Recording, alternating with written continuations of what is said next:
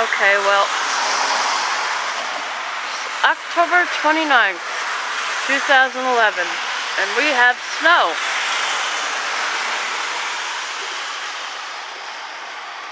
Sticking to the grass, but not the street, thank God.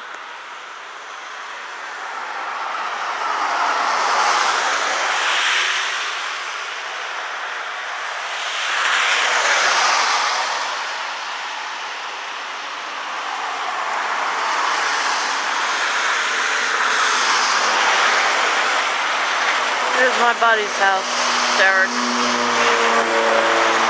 Probably didn't hear that because somebody's got an annoying car. So there you have it. It's snowing in Strasbourg on a Saturday in October.